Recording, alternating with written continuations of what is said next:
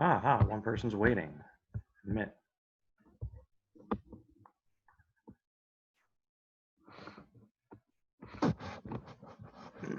Yeah. Yeah. What's going on? All right, there we go. Sweet. How you doing, brother? Sweet. All right. I had to kick my computer really hard. I apologize about that. It did work after the kick. No worries. I was just talking to Steve. He said he was trying to get in. You got him? Yeah, the computer's just very slow, and there it is. Are you there, Representative Woodrow? I'm here. All right, cool. And you're All right. recording? See, now it actually works. That's awesome. How are you two doing? I'm doing all right. I was going to request a recording if that's possible. I think it is. Let me see. Yeah, it's recording. It says up there in the upper left hand. It's got a little green check too. I'm not sure what that is. It's encrypted. So have you heard from people in your precinct? Are they gonna hop on? Yeah, all last night. I sure did. Oh my goodness. Quite an interesting display in House District 6, and I wonder, since half of my precinct borders Aurora, if Aurora is not going to be a safer place to live than Denver coming in the next few weeks. I've seen the pictures of Market Street and stuff, so I already know there was significant damage done to several businesses, correct? I haven't been down there today, and I didn't get to see the pictures. You should take a trip. It's all boarded up. Market Street, Blake, Larimer. Looks like they pushed a bunch of dumpsters out into the middle of the street and lit them on fire. And I'm not entirely sure exactly of all the damage, but several $1,000s at least. Broken windows, right? Though at least it'll create a job. Interesting, man. I know, it's terrible, honestly, and this is my concern: is the legislature meets Monday.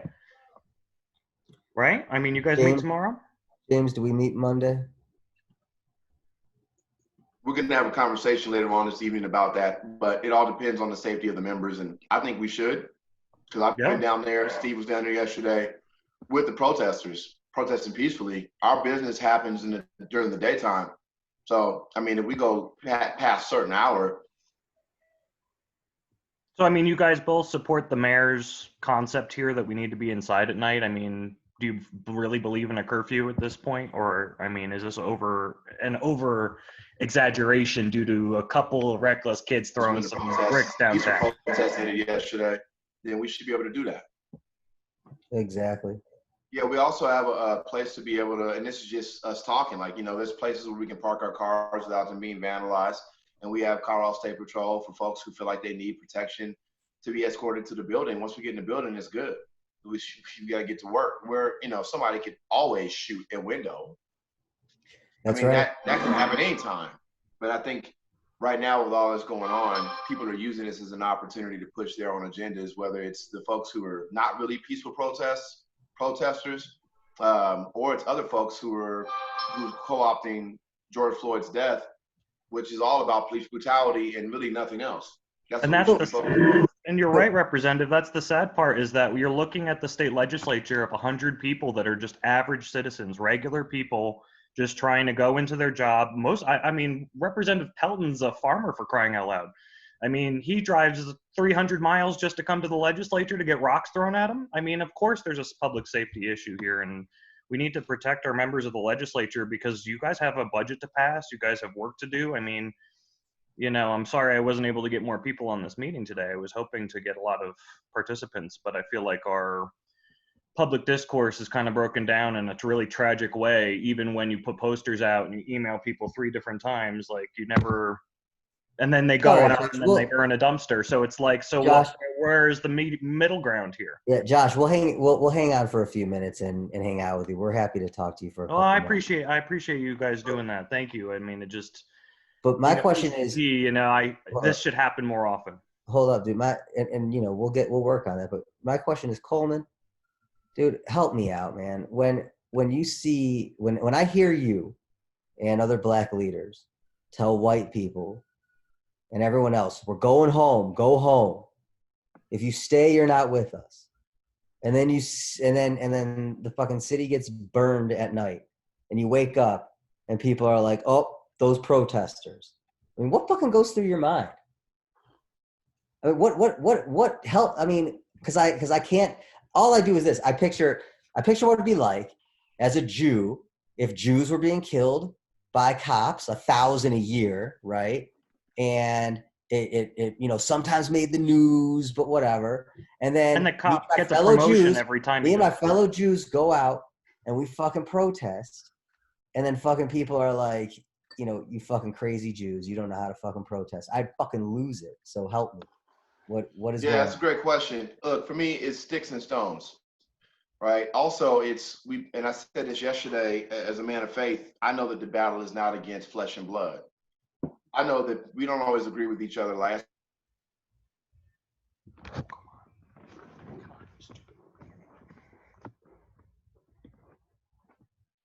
But I also know you have a spirit. And so, am I really mad at you? Like, no, I'm not really mad at you. I'm mad at whatever is causing you to do this. Because how can we be buddy and be friends? And how can, like, if that's who you are, then great. But then something comes and it hits you, and all of a sudden you feel the need to call me out or say something negative instead of just giving me a phone call. And that's, again, like a lot of what I believe is still is biblical, man. Like, and all you get an understanding. People perish because we lack vision. We don't know where we're going, right? So, like, if I don't know something, it's okay to be ignorant about something. It's not okay to be ignorant about something when you know you're ignorant about it. You got to go and learn about it. So if I don't understand what happened with the Holocaust, if I haven't been to Yad Vashem, which I have been in Israel, to see all the lives lost and to see the babies who died and all the names that they call out when you leave the museum, that's crazy to me, man. But I had to go to get that. So when I come back home and I'm driving up and down Alameda and I see all the different Jewish community, like different folks, and like I can understand that in a different context because I actually had to go to Israel to understand that. But I've been here my whole life. I've been driving past those temples my whole life. But I ain't never been in. I ain't never, we had another one we went to during the Martin Luther King celebrations this year. And I never been in that temple, but I went to that one and it was dope. You know what I'm saying? And I had a chance to be able to see what's going on. So how I feel about it is that the people who are acting out right now, they don't really want to make things better. They don't want an answer to the problems that we're facing. They want an argument. And if you want an argument, I'm not here for it. I got people who count on me, man, who I really need to work for to help. And so if I'm sitting here wasting I know my value. I'm not better than anybody else, but I'm aware of my value. I know that there's only 24 hours in a day. I count it. That's why I wake up at a certain time. I go to bed at a certain time. I'm very strategic in making sure that I get things organized. We have calendars now. We have schedules. We have technology so that we can manage our time effectively and be effective and efficient. So I'm not going to waste any of my time with people who I've already discerned that are only here for an argument. So I see Twitter, I see all that. That don't mean nothing to me. What matters to me, you can do all that you want, sticks and stones. What matters to me is that when we get back to the Capitol in the next couple of weeks, we can figure out a way to do something substantive through policy in conjunction with the peaceful protests, which are very important, to actually eliminate police brutality. Because that's why we're even here right now upset. And this isn't just about George Floyd, right? But that was the straw that broke the camel's back, right? There were so many other deaths. But in addition to that, we are dealing with COVID-19. People are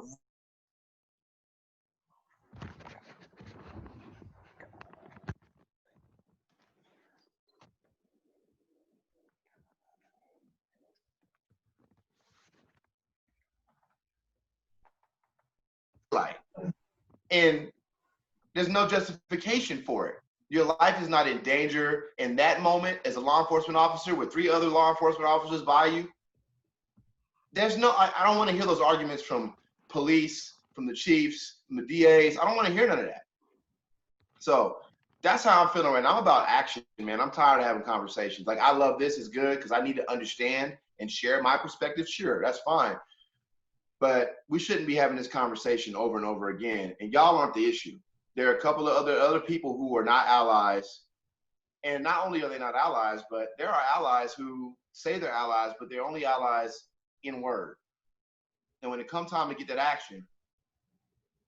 So again, we're not trying to be militant. We're not trying to be reckless. But at the same time, we're pushing the same way other people have pushed us. And we've said, yeah, we'll go along with that. We'll do that because we believe it's the right thing to do.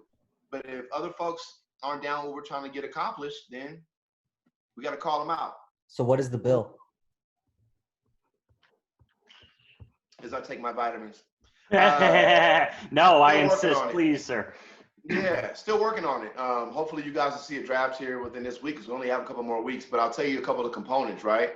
One of the things we're concerned about is law enforcement officers being able to take off or not record and use their body cameras. Mm-hmm. And what's the penalty for that? What is the reason why you even have it on? Why would you turn it off? Right. Why is there an option to turn it off is my question. And that's the point. People can do what they're going to do, right? Exactly. People can do what they're going to do, but what are the penalties for that? Okay. That's one thing. Second thing is we passed 1119 last year, and that bill was focused on making it so that internal investigation reports be made public, and not a summary, but a full report of what happened to discipline an officer if they had misconduct on the job. What it doesn't address is we as taxpayers, even though we elected officials, that's cool, we still pay taxes. And if there's a settlement in any city in the state of Colorado, that settlement for law enforcement to the individual citizens who were wrong comes out of taxpayer dollars, period. So maybe we should figure out a different place where that money comes from. So that there's a accountability amongst the police forces and whatever law enforcement offices to say, look, if that money could potentially be coming out of our pension, if that money could potentially be coming from somewhere else that does affect us, brother, listen, number one, I'm going to be more cognizant of that because I don't want to lose resources or my dollars because I made them. What's the fine for that? Okay, number one. But number two, maybe that comes out of, maybe that also creates a system of accountability amongst all law enforcement officers. It's like, hey, bruh, you get mad when to get off my man's neck. So there's three of us here.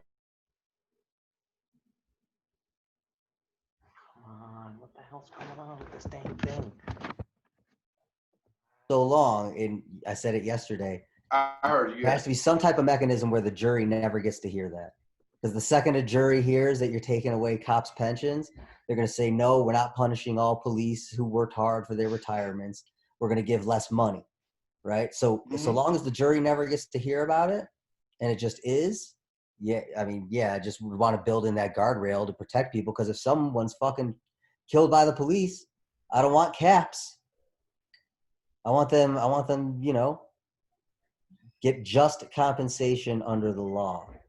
Yep. Equal protection under the law, correct? So like a police officer who kills a man is the same as a man who kills his wife's lover in a fit of rage. I mean, the police officer has a lethal weapon. It's a weapon to literally kill human beings. There is no other purpose for a handgun. I've tried to bring it hunting. It is not a hunting weapon. So you look at a handgun, a revolver, or a automatic 12-round pistol. Why do you have 12 rounds? 12 rounds? You're going to shoot somebody up 6 or 8 or 10 times, or 2 or 3? I mean, a police officer should never, 1, carry more than a revolver, and 2, frankly, I've told both of you this, and I've been thinking and praying about it, like, why are they even carrying guns? England has an unarmed police force. And then the tasers, the bullets that they were firing at people, the tear gas, the Denver police are out of control, and the Aurora police are drunk on the side of the road. So it's like, so we have no accountability in the 2 largest cities in the state. What about Colorado Springs? We know that there's malfeasance there, but you're right, those recorders get turned off, and there's no hard evidence, there's no picture, there's no security camera footage. So it's like, what are we going to do to? These cops have to face the same, not more severe, but the same penalties the rest of us do. 1 in 4 black men have felonies. 1 in 3 Hispanic men are in jail. So it's like, what the fuck is going on? What the fuck are we doing wrong? And we keep doing it wrong forever? Yeah. And Josh, that was the third point that I was going to make in terms of I'm sorry, I didn't mean to go on a rant, but it's upsetting. No, it's organic, right? I mean, you're thinking the same thing. Like, there should be higher penalties, criminal penalties for those who break the law, and that includes law enforcement who's not above the law, man. I mean, it's very simple. We realize that people need protection. I would say I think they do need some form of protection because, unfortunately, guns are out here in this country. Anybody can get that stuff. And so if there's somebody who's crazy out there, I think they should be able to protect themselves. But that being said, you can't abuse your authority. You cannot abuse your authority. And if you do, in the case of George Floyd, again, we have to be very specific about what kind of crimes we're talking about that law enforcement can do and get away with it right now. That it's not okay. Mm-hmm. Well, think about this. It's very blatant, right? I mean, look, dude.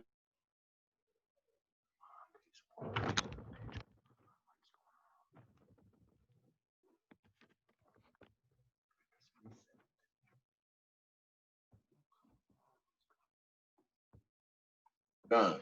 He got popped. You know what I'm saying? I'm not a law enforcement officer for many reasons. Okay, but I'm just saying, like, that happens. And when your adrenaline's going, I get it. So like, we need to be real. We need to be cognizant of the fact that they are family members. They got to go home to their wife, and they're worried about losing their lives. And I get all that. That's why one of the first bills I passed before that bill was a bill to provide additional funders to go along with law enforcement officers de-escalate the scene of a crime. But the second part of the bill that I passed, this is my first year. I passed this bill. It provided dollars for trauma, for therapy, for law enforcement officers, because I know they go through that. So like, this ain't no we hate cops. It's we have passed bills that provided hundreds of thousands of dollars for therapy across the state of Colorado. We passed bills to employ co-responders, peace officers to go along with you to help de-escalate the scene of a crime. And we passed legislation to say that we want to make sure those reports come out fully on making sure that we get out the bad cops. We know if you're a good cop, you ain't gonna no issue with that. Being honest about it. But we have to have legislation that holds those law enforcement officers accountable who are not here to protect and serve us, who are not fit to do their jobs. It's one thing if you have a desire to do it, but you're not fit to do it. You should not be in that position, because when the heat gets to popping, you got your knee on somebody's neck and you trying to act like you don't know what's going on. That man knew exactly what he was doing. He knew exactly what was going to happen. And so that's why we need that kind of policy, man. And I appreciate both y'all asking about it. All right, I'm sorry for going on my rant too. Again, thank you. Appreciate that. All right, hey Josh. Representative Woodrow. Josh, dude, I do appreciate it because it's, you know, we don't have a crowd today. I would ask that you let me and James hop off. I know we got to. No, and you guys have a lot to do, but I have a recording of this. It's 20 minutes, and at least I can post it online, and people can add their delectation or approval or whatever. And the last thing I'll say real quick, for those of you watching, this isn't all about police brutality generally. Right now it is in this moment. We're working on all the issues that are impacting you. We're working on all the issues that are impacting you in particular because of COVID-19. We're still in a health pandemic. And please feel free to reach out to us. I'm sure you have our contact info because we've been blowing you up during campaign season. But I do ask you to stay involved, get engaged, even if we're not in session. Make sure you get involved in this campaign stuff that's going on right now. We are your current representatives. I'm running for the Senate. Stephen Woodrow, your representative, is running for re-election. He's been doing a hell of a job. It's not saying nothing about nobody else. It's just that when you're running and you've not been elected, people they're hoping you're gonna do the right thing.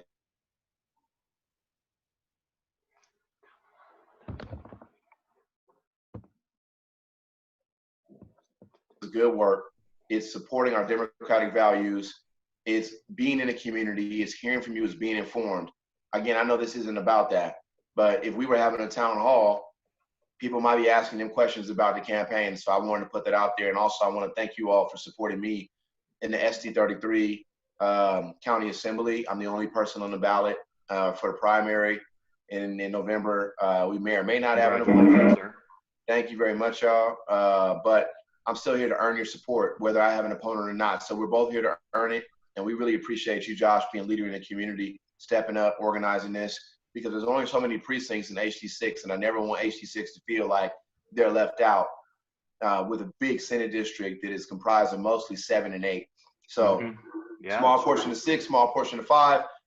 Y'all, we still love y'all, and we want to make sure we're hearing from you and doing what we need to do. So thank y'all for watching the video. Well, just to echo that, Rep soon to be Senator Coleman, couldn't have said it better. We are working hard for y'all. We really are. We are there.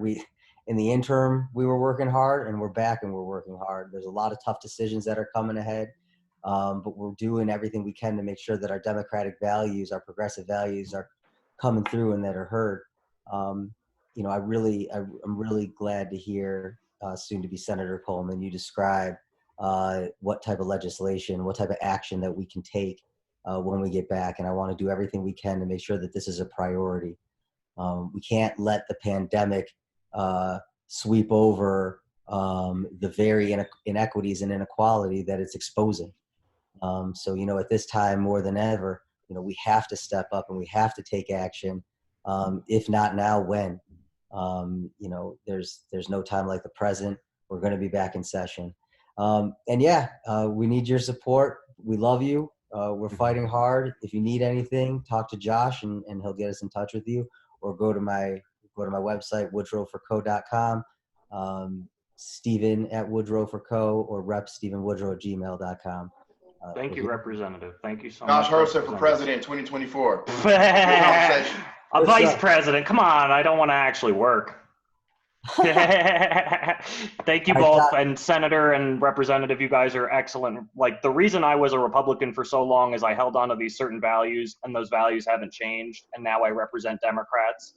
And the fact is that I voted for Senator Coleman for Senate, and I voted for Representative Woodrow for State House because I knew how principled and honored you two are for us, basically, like you, Representative Herod, and there's a few other representatives in the state that have this, you two included,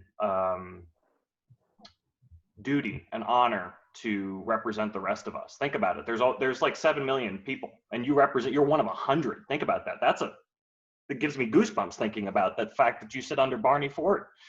So, like, think about what Barney would do, and just do it, and just get it done, because this legislature is a reason I changed parties. You guys fucking inspired me. Jared Polis inspired me. Fucking don't let me down.